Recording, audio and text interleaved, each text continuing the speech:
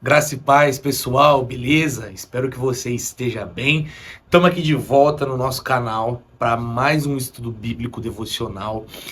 Afinal de contas, o intuito desse canal, desses vídeos, é espalhar a palavra de Deus, a revelação das Escrituras para o máximo de pessoas. E nessa segunda-feira, nós estamos trazendo mais um capítulo estudado da Bíblia, e no vídeo de hoje nós vamos para Gênesis 42.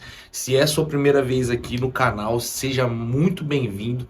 Espero que você permaneça aqui conosco e que você seja edificado por essas palavras, por esses estudos, e convido você também a acompanhar o desenvolvimento desse canal. Muitas ideias podem surgir, algumas estão surgindo. No tempo oportuno nós iremos fazer muito mais coisas aqui. E nesse início espero que você seja abençoado e nos acompanhe cada dia a mais. Então, vamos lá. No vídeo de hoje nós vamos estudar Gênesis 42, um capítulo onde nós vamos observar o encontro de José com seus irmãos. No caso, José aqui, nessa parte da história, ele já é governador do Egito, ele já possui uma posição de autoridade perante aquele povo, por conta de tudo aquilo que ele fez para Faraó, de toda a sua excelência, que ele serviu nos mais diversos lugares no Egito. Então vamos lá, esse vídeo vai ser uma bênção, muitas lições para a nossa vida, como sempre, e eu tenho certeza que nós sairemos daqui edificados. Então, pegue sua Bíblia, abra em Gênesis 42, nós vamos ler o versículo 3, Gênesis 42, 3, pausa o vídeo agora para você abrir o versículo da Bíblia. Agora que você voltou, nós vamos lá então, Gênesis 42, versículo 3, e diz assim: Então desceram 10 dos irmãos de José para comprar cereal do Egito.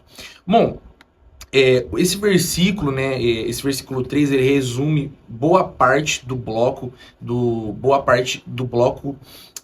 um dos blocos do capítulo 42 de Gênesis, que é justamente a descida e o primeiro encontro dos irmãos de José ali no Egito. E por que que isso acontece? Por que que eles precisavam fazer esse caminho, né, essa descida? Justamente porque a fome o tempo de fome que José revelou para Faraó a partir dos seus sonhos, essa fome também chegou até a cidade e a região de Canaã, que era onde Jacó e seus filhos habitavam. Por conta disso, Jacó dá essa ordem para que eles descessem até o Egito. Só que um dos pedidos de Jacó era que eles não levassem o filho Benjamim. E nesse pedido, né, de Jacó não levar Benjamim, de Benjamim não ir junto, a gente meio que interpreta, o texto deixa aqui subentendido que Benjamim provavelmente ele precisava ter uma proteção maior em relação aos outros filhos de Jacó, provavelmente porque a posição que José ocupava na família, no coração de Jacó, Benjamim tinha uma posição semelhante. E aí o que acontece? Eles descem para o Egito, porque aquela fome alcançou a terra de Canaã, e aí eles precisavam ir até lá para comprar suprimentos e tudo mais. E aí, quando eles chegam ao Egito, eles se deparam com José. A princípio eles não reconhecem José, mas José reconhece eles. E aí, naquele momento, José, como líder daquela terra, ele faz alguns questionamentos e ele acusa os seus irmãos de serem espiãos. E aí ele começa a fazer algumas perguntas, e nessas perguntas eles revelam que o pai deles estava em outro lugar, que eles possuíam mais um irmão, outro irmão, que não estavam ali com eles. E José, ele faz essa acusação de espião, a gente entende que não é algo para se vingar ou para gerar medo nos irmãos. Não, a ideia ali provavelmente é de José, na sua posição, de maneira política ou polida, para trazer até uma segurança para o seu povo, para sua nação que ele estava governando. Ele faz perguntas que, em muitos contextos de nações, de visitas e tudo, são comuns de acontecer. Só que, ao mesmo tempo, ele pergunta para instigar ou tentar arrancar informações dos seus irmãos sobre como estava a família, para tentar observar se o coração dos seus irmãos haviam mudado ou não. Afinal de contas, eles estavam na mão de José porque José estava na terra, governando a terra que possuía muita comida. Então, quem precisava de ajuda era os irmãos de José, não José necessariamente. E aí, nós acreditamos, né, o texto dá esse indício de que José queria observar como eles estavam, se eles ainda eram aqueles homens, os mesmos homens que venderam ele para aquele vendedor de escravo e tudo mais.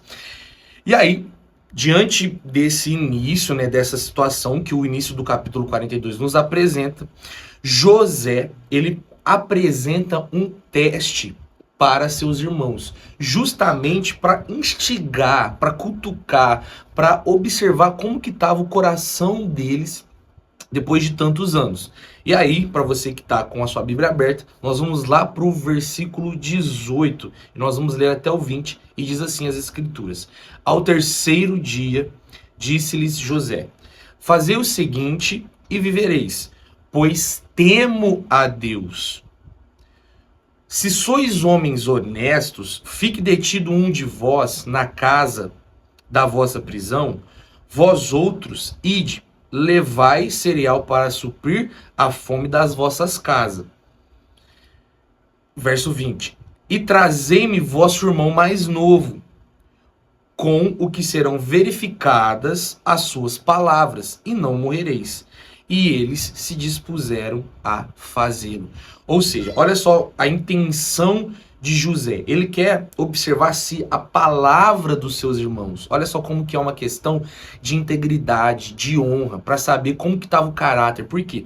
Pessoas que cumprem o que falam são pessoas de caráter íntegro, de caráter reto.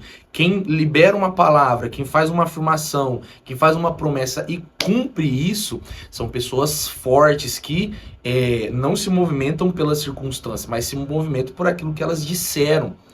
E aí, eles afirmaram que tinha um irmão mais novo, que tinha um pai e tudo, e José queria confirmar. E também saber o estado desse irmão mais novo. Porque José provavelmente percebeu, tipo assim, ué, por que esse irmão não veio? Será que o meu pai é mais preocupado com esse irmão? Será que esse irmão é mais delicado? Ele precisa de mais atenção? Qual que é a condição especial desse irmão? E aí José quer observar, porque José era essa pessoa. José que tinha uma condição especial. José que tinha uma posição diferente dentro da família.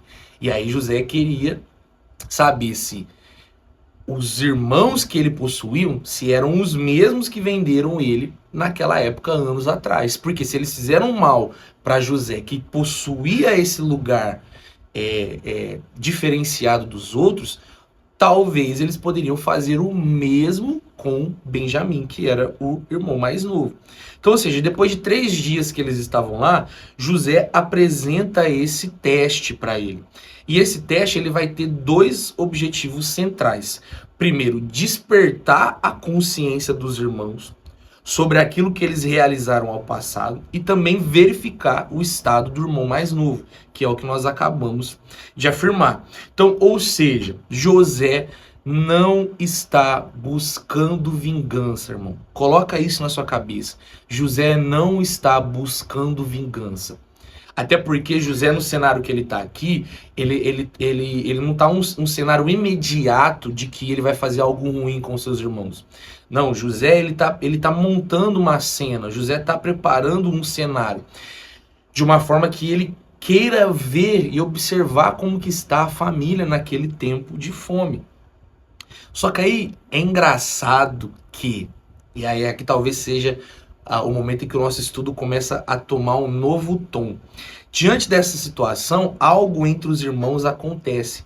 Eles começam a falar entre si a respeito do pecado confessado. Pecado confessado não, perdão. Eles começam a falar entre si a respeito do pecado cometido contra José anos atrás. Ou seja, aquela angústia atual, como que eu vou dizer? Aquela situação de ter um irmão que vai ficar preso, essa tribulação que José está passando para eles, fazendo eles passar, começa a remeter eles a uma culpa antiga que eles tinham de José. Porque eles começam a falar assim, ó, o sangue de José está sendo requerido de nós. A mancha do que nós cometemos com José está sendo exigido de nós hoje. Está sendo exigido de nós nesse momento. E aí aqui eu queria trazer não uma curiosidade teológica, mas talvez uma nota pastoral. Uma nota pastoral, uma parte sensível desse estudo. Muitas vezes quando a gente está passando uma situação delicada, não sei se já aconteceu isso com você.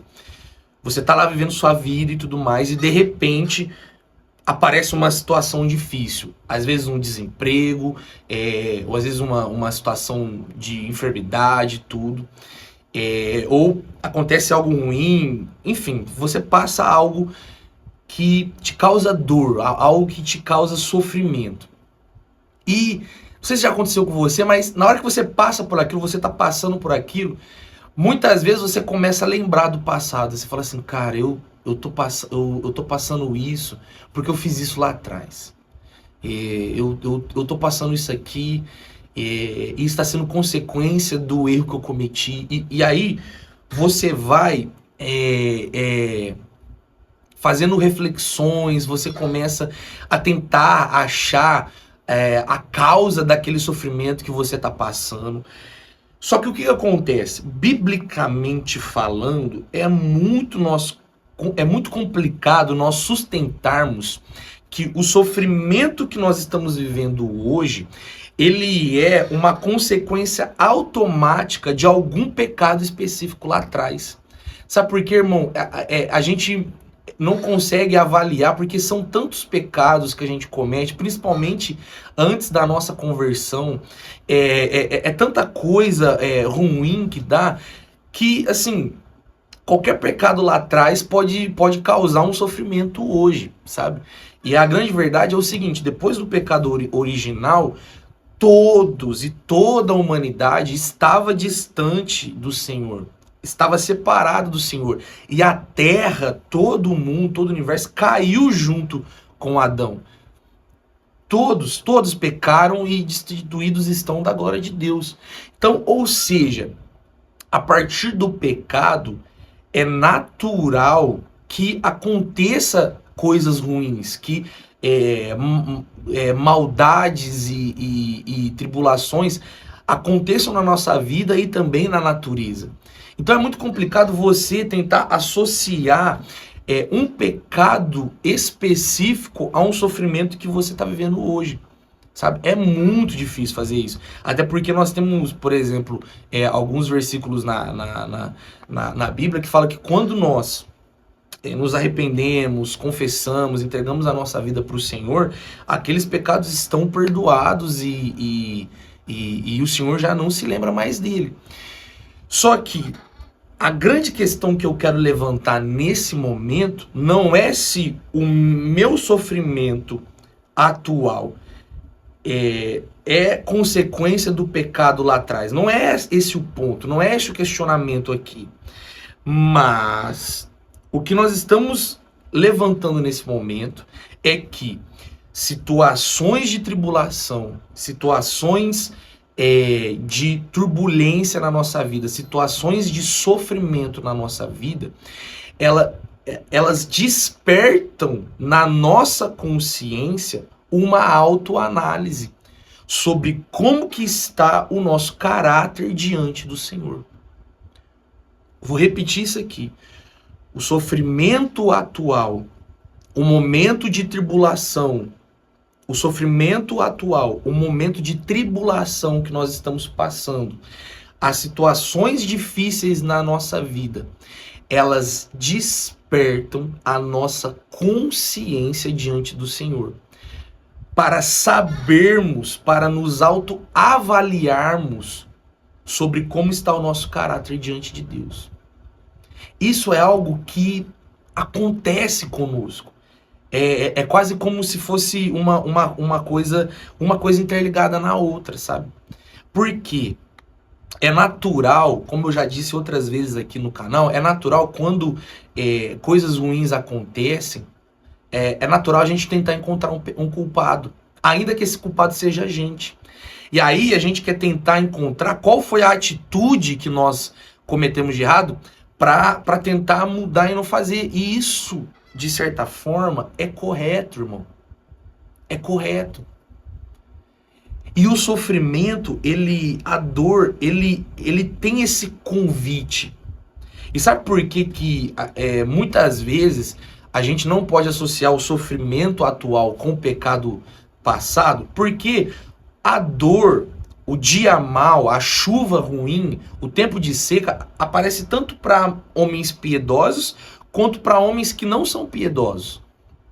Porque isso é algo que acontece naturalmente na nossa vida. Só que para os que temem ao Senhor, é um momento de reflexão e de autoanálise. Como que está o seu coração diante do sofrimento? Porque no caso dos irmãos de José, a culpa do que eles cometeram lá atrás ainda não estava resolvida. Ah, irmão, presta atenção nisso aqui que eu tô falando. Talvez você é alguém que serve ao Senhor. Talvez você é alguém temente a Deus. Só que a culpa, o sentimento pesado sobre coisas que você cometeu lá atrás, coisas estas que o Senhor já até perdoou, você ainda carrega esse peso em você. E aí, a tribulação, o sofrimento que você está passando agora, ele está sendo um convite para que você acesse um lugar de descanso diante do Senhor. Para que você acesse um lugar que não traz mais peso para você.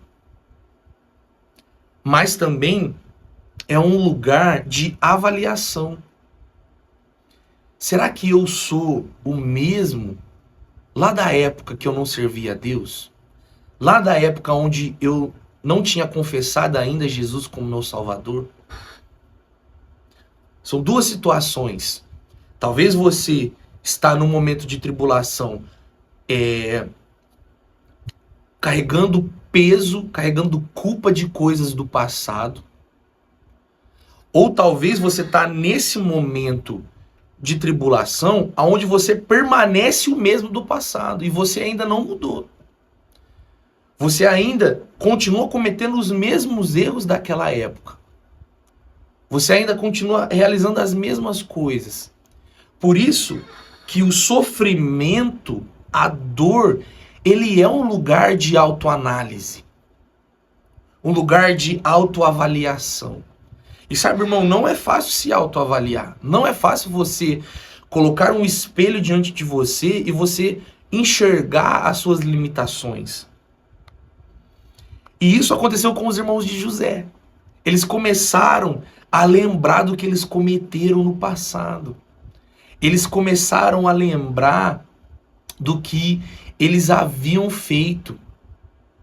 E aí a consciência deles começa a ser despertada. Irmão, talvez o sofrimento que você está passando hoje seja um momento de despertar da sua consciência. Talvez seja o Senhor cutucando a sua consciência e falando assim, filho, acorda.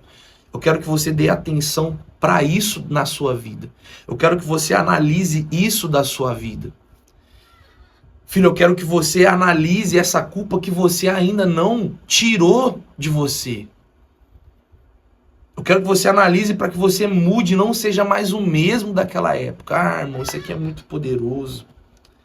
Porque a partir da autoanálise, a partir da consciência despertada, nós podemos acessar um lugar de descanso. Nós podemos acessar um lugar de transformação. Não sei você, mas tem coisas que eu lembro de maneira corriqueira, constantemente. E eu preciso avaliar, será que eu sou o mesmo daquela época? Será que eu ainda cometo isso?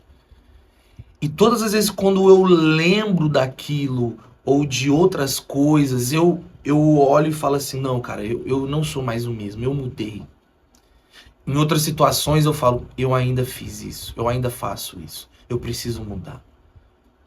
E aí, a partir dessas análises, a partir desses momentos onde o Senhor cutuca a nossa consciência, é quase como se ele desse um chacoalhãozinho aqui no nosso cérebro, na nossa mente, e fala assim, ó, dá atenção para isso.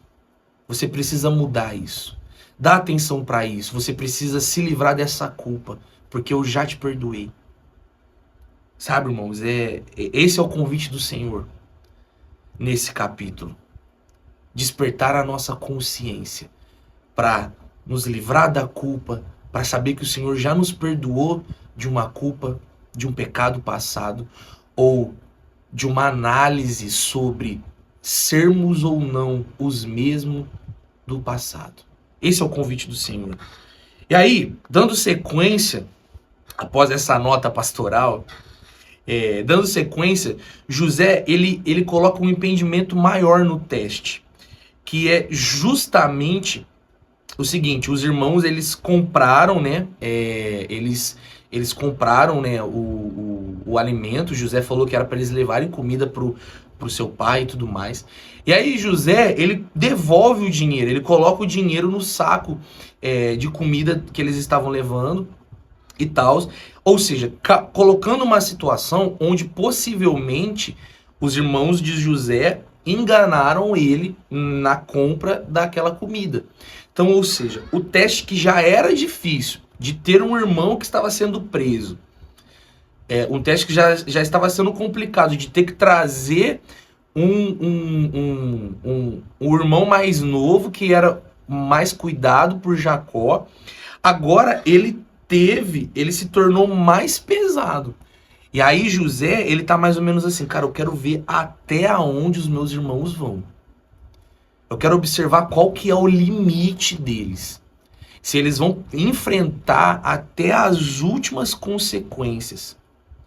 Porque as moedas, elas estão reacendendo o temor, a culpa, a insegurança, tornando o caminho de volta mais pesado do que ele é. Então, ou seja, a moeda aqui, ela não está inaugurando um teste novo. Pelo contrário, ela está intensificando esse primeiro teste que José está fazendo com os seus irmãos. E aí, o peso da situação, ela se torna maior. Irmão, às vezes na vida, situações, elas vão ter um peso diferente. Muitas situações que nós enfrentamos, elas vão se complicando, elas vão ganhando um peso maior, uma dimensão maior. E como que vai ser a nossa postura diante dessa situação? Esse capítulo aqui, ele não vai fechar isso. Ele não vai fechar esse teste. Na verdade, nós vamos observar que parece que um teste vai sendo emendado no outro, até um encontro maior dos seus irmãos com José. E aí, o que acontece? No final do capítulo, eles chegam a Jacó, relatam tudo o que acontece enfim, o coração de Jacó, ele reage com uma certa resistência, porque ele não quer levar Benjamim, ele não quer ter a possibilidade de acontecer com Benjamim o mesmo que aconteceu com José. E aí Rúben, ele tenta convencer Jacó, né, de levar, e Rúben, ele tenta convencer Jacó de uma forma meio complicada, porque ele fala assim, ó, pai, é o seguinte, se o senhor acontecer alguma coisa com Benjamim, o senhor pode levar meus filhos, o senhor pode dar fim aos meus filhos, assim como você não vai ter o seu. E isso não soa bem, isso não é suficiente para Jacó, né? Porque dá a sensação de, tipo assim, que Rúben quer causar mais dor para Jacó, fazendo com que ele perca os seus netos. Ou seja, isso não é suficiente para Jacó. E aí o capítulo termina nesse breu, para ser um capítulo de preparando um cenário para aquilo que ainda haveria de acontecer.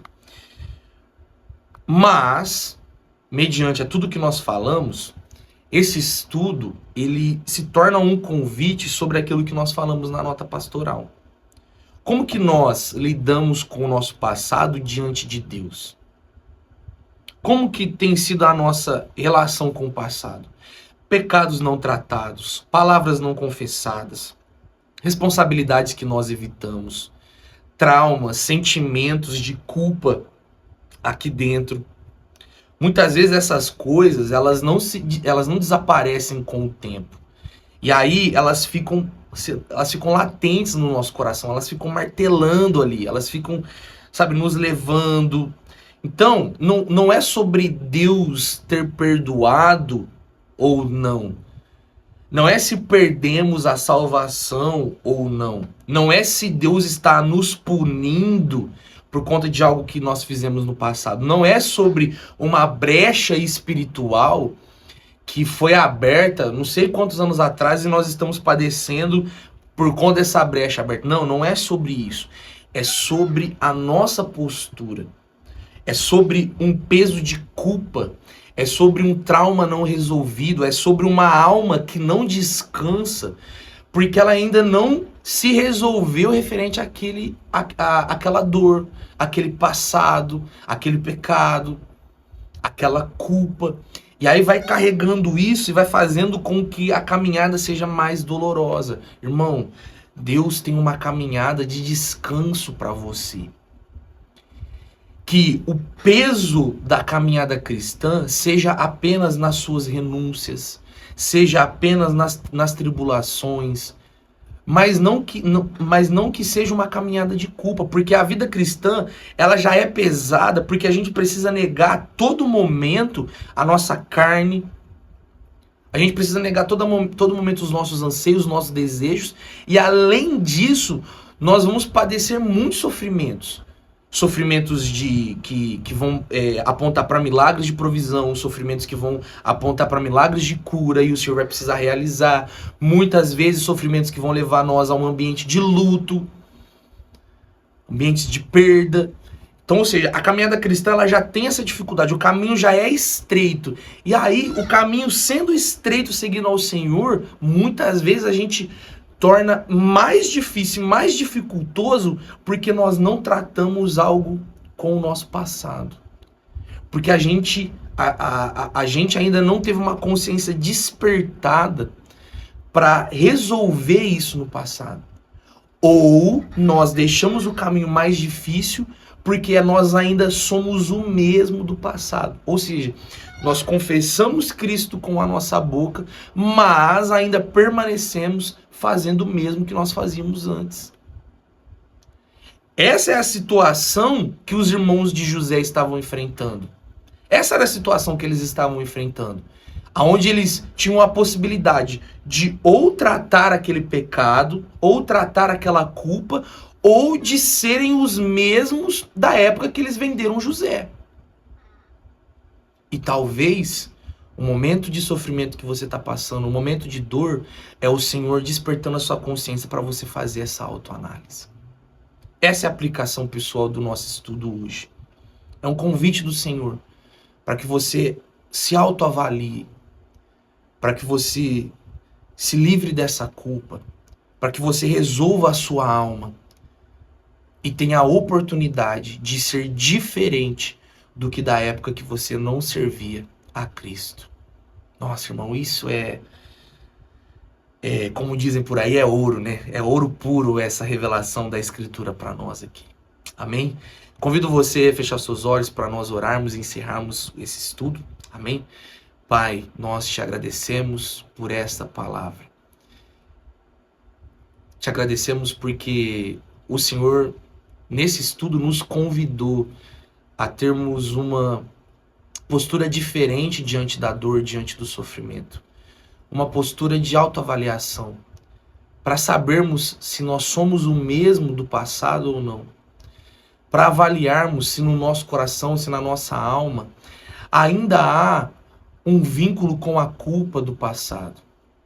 Se ainda há algo que ainda não foi tratado em nós e que deixa a nossa jornada mais pesada, Senhor. Não, nós, Pai, não queremos ser pesados, Pai. Nós queremos carregar o fardo da cruz que é leve. O fardo das nossas obras, o resultado é esse. É um fardo de obras que estavam relacionadas à carne, a coisas ruins e morais, Senhor. E se a gente carregar o nosso fardo, se nós carregarmos as nossas obras, nós vamos carregar culpas, nós vamos carregar sofrimento, nós vamos carregar uma consciência pesada, Senhor. Mas se a gente colocar o fardo da obra de Jesus, se nós carregarmos o fardo da obra de Cristo, que redime os nossos pecados, que alivia a nossa alma de toda a culpa, nós nos tornaremos leves, Pai. E a caminhada será diferente, Senhor. Jesus nos leva a esse lugar, Senhor. Que possamos, Pai, ser despertados. Que a nossa consciência, Pai, possa ser entregue a Ti, Senhor. Nos livra, Pai, de toda a culpa, Pai. Ah, Senhor, livra a nossa mente das palavras de acusação que Satanás constantemente fica jorrando, fica colocando na nossa mente, no nosso coração. Nos livra desse lugar, Senhor. Porque todo pecado já foi vencido e perdoado na cruz. Pai, essa é a nossa oração nesse vídeo, em nome de Jesus. Amém e amém. Glória a Deus, irmão. Não sei você, mas eu fiquei impactado com essa palavra, com esse capítulo. E se te impactou também, comenta aqui embaixo, compartilha com o máximo de pessoas que eu acredito que elas também serão edificadas. Então, um abraço do Luiz e até mais.